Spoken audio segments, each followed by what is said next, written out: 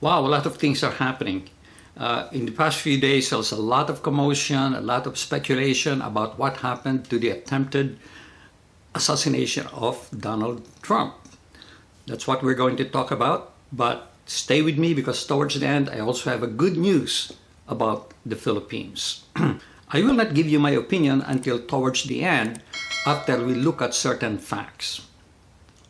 So let's take a look at it.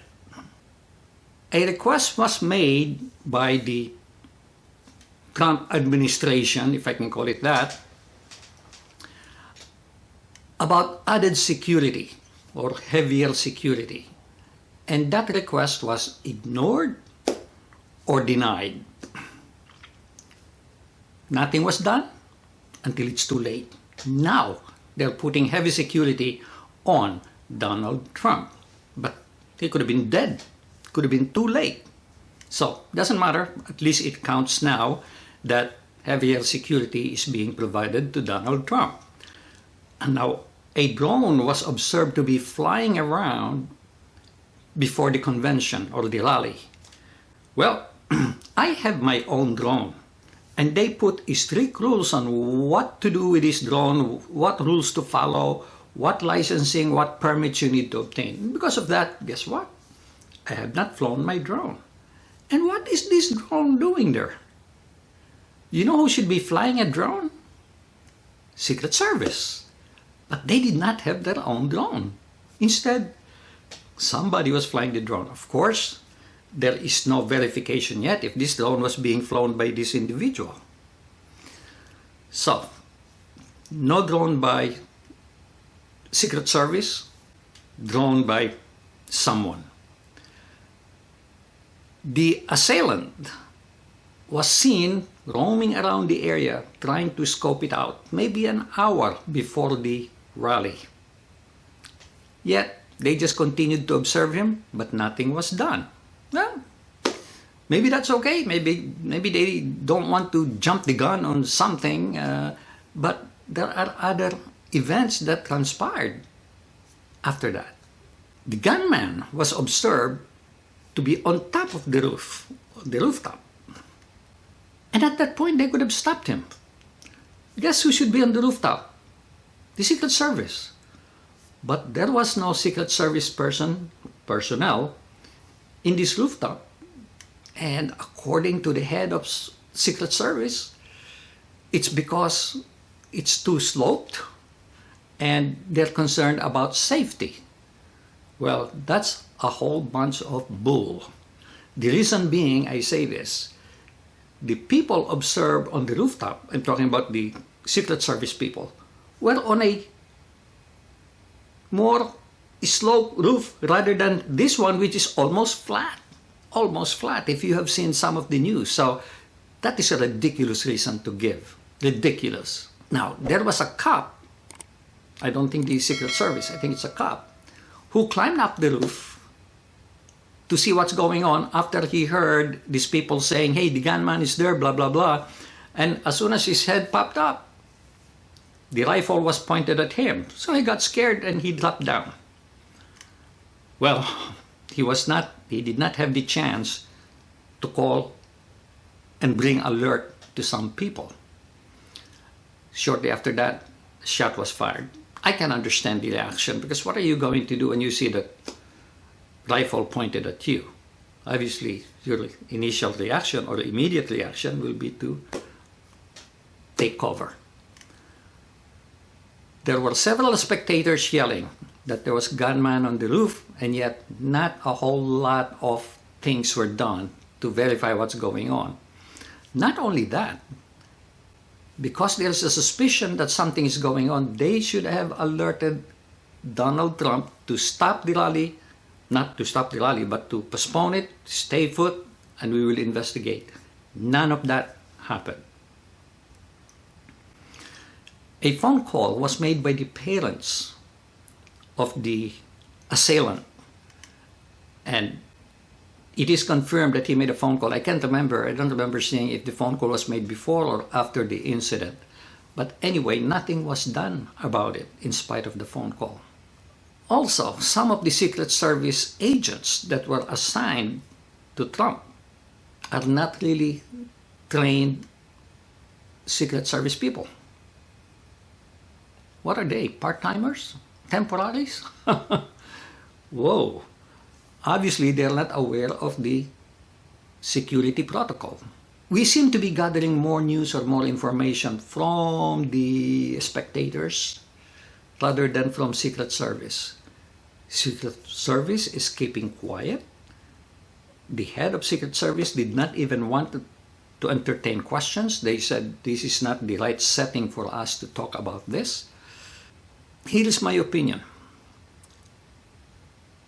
Either this is a premeditated plan involving someone in government, CIA, Secret Service, FBI, whoever, although no evidence has been found to say that this is the case. The security was intentionally ignored, or loose security anyway was provided. So are these because of the Never Trumpers? This is very, very likely, in my opinion, okay? This lunatic was paid for by someone or some foreign government, but there is no evidence of this done yet. It's a possibility, but no evidence. I cannot believe that we have this young lunatic who outsmart the Secret Service. This is just hard to believe. Serious investigation is now being undertaken by the different government departments, politicians, such as the FBI, Department of Homeland Security, Department of Justice, etc., etc. Well, do you think something will come out of this investigation? Remember JFK? Nothing came out of it. Total denial. Then, and only then, few days after that, Biden resigns. Not resigned from his present position, but resigns from continuing to run for presidency. Because he said he thought he's no longer qualified, or cannot perform his duties because of his medical situation. Well, I'm in favor of what other people are saying. If you're not qualified to run for president, to campaign for being a president, you are not qualified to stay in office now, so you should get out now. So there's still a lot of questions, and I believe today the head of CIA, not CIA, but Secret Service is going to be interrogated, questioned by I don't know if it's Congress or Senate or whatnot. All these investigations, but who investigates the investigator? This is just so weird. I believe, and this is just my opinion, I'm not creating a conspiracy theory here, but in my opinion, I believe there is a government involvement. The worst case is they intentionally allow this to happen, or maybe they just neglected their responsibility to provide security to our former president.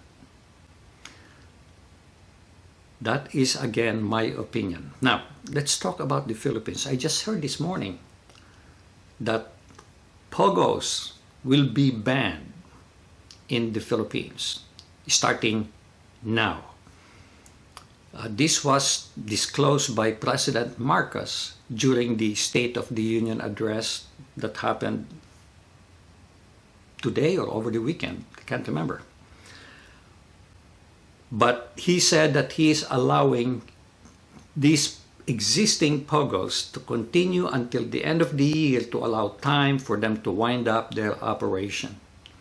Finally, all this investigation going on that I have been watching, Alice Guo and so forth and so on, I said, these are all chat, but nothing is happening. He said, where is President Marcos? Well, he made a move. And he made the announcement towards the end of the State of the Union address. So he knew this is going to be a big thing in the Philippines. And I think he has a 1.5-hour State of the Union address. And that is when he announced that effective as of today, or at the time he was talking, POGOs will now be banned. So guys, there's all kinds of activity going on in the United States and in the Philippines. And I just want to deliver this news to you in case you have not heard them. And I also wanted to give you my opinion as to what the heck is going on here in the United States. But exercise your right as a citizen to vote for the right party. And I'm not going to tell you who to vote. Well, for one thing, the only candidate I know of today is President Trump. The Democratic Party is still struggling as to who their candidate is going to be. Although President Biden endorses Kamala Harris. Wow, Kamala Harris. Anyway, thank you very much. Please do share this with other people. And by the way, if you have not subscribed yet, I'll appreciate your subscribing. I'm very, very close to hitting that 100,000 subscriber base. Thank you so much. Make it a great day, and God bless.